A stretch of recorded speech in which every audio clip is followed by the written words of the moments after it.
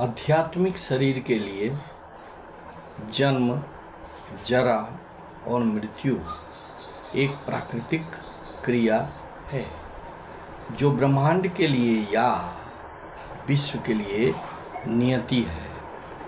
आध्यात्मिक शक्ति प्राप्त व्यक्ति ईश्वरीय शक्ति संपन्न बन जाता है। शास्त्र में उल्लेख है, अहम ब्रह्मास्मि, अर्थात मैं ही ब्रह्म हूँ। जीवन का ब्रह्म बोध ही भक्ति है। ब्रह्म भक्त ब्रह्म पद पर आसीन होते हैं। वे दिव्य कर्मों के विषय में सब कुछ जानने का प्रयत्न करते रहते हैं।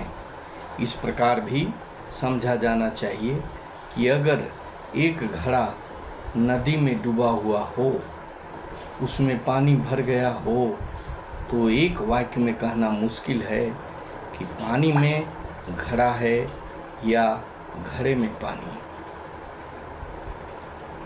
आध्यात्मिक जीवन एक ऐसी नाव है जो ईश्वरीय ज्ञान से भरी हुई होती है।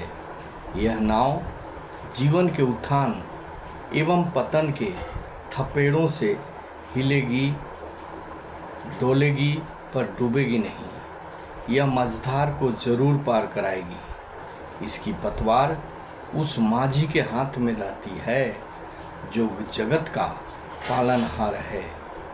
वस्तुतः मनुष्य को समझने का प्रयत्न करना चाहिए कि उसका कुछ भी नहीं है। सारी दृश्य और अदृश्य वस्तु, सारी दृश्य और अदृश्य वस्तु प्रभु की है, वही उसका स्वामी है।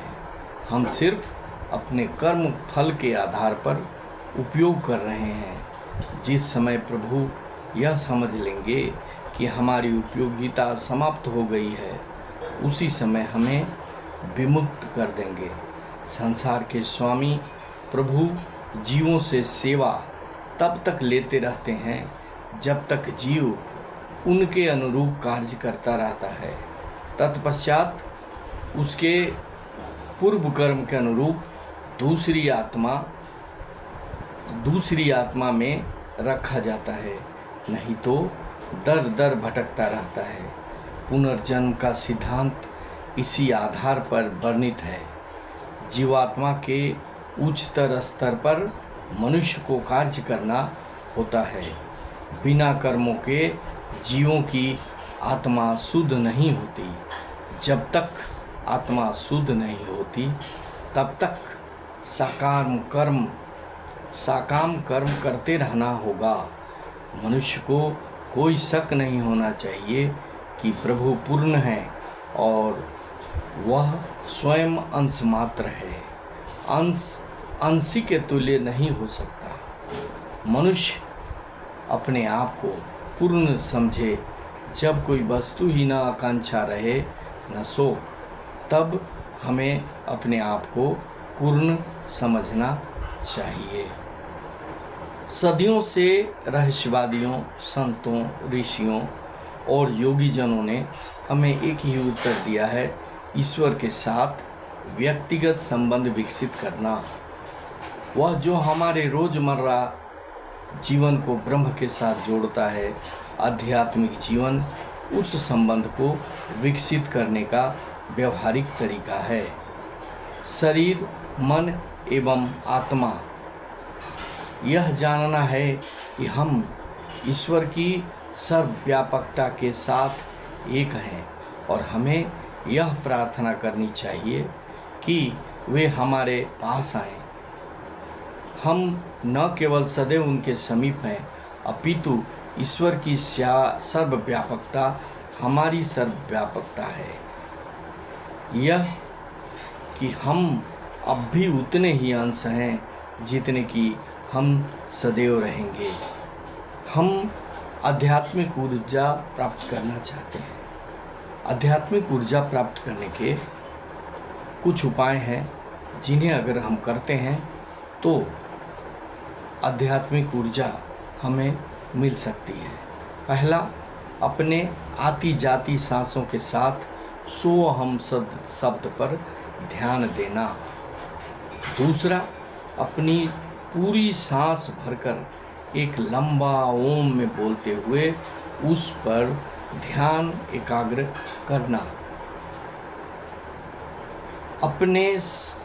तीसरा में है अपने सामने एक बिंदु अथवा शक्ति चक्र पर अपना ध्यान केंद्रित करना। और लास्ट है आंखें बंद करके अपने एक बिंदु पर दृष्टि स्थित करने का बार बार प्रयास करना।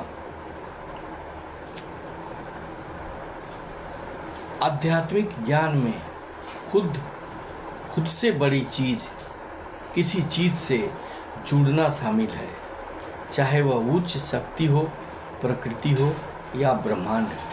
यह ध्यान, प्रार्थना या अन्य आध्यात्मिक अभ्यासों के माध्यम से किया जा सकता है। आध्यात्मिक शक्तियाँ 5 प्रकार की होती हैं। ये हैं विश्वास, प्रयास, एकाग्रता और बुद्धि। विशेष रूप से 5 बातों, स्वीकार भाव, संयम, सहयोग और नैतिकता तथा ध्यान को अपने जीवन में उतारकर हम आध्यात्मिक शक्ति प्राप्त कर सकते हैं।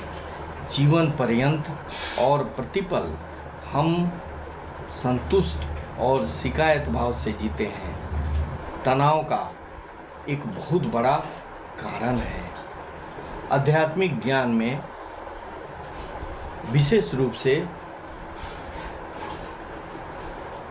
जीवन के उतार चढ़ाव को संयमित करके रखने की जरूरत है।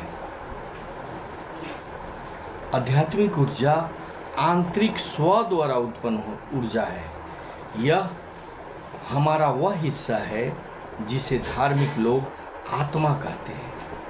किसी व्यक्ति की ऊर्जा का स्तर हमारे कर्मों से निर्धारित होती है और हमारे मूल्यों और विश्वास से प्रेरित होता है।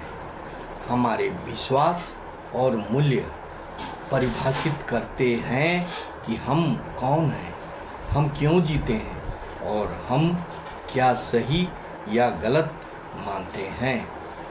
आध्यात्मिक आदतों में प्रकृति में घूमना, बागवानी करना, पढ़ना,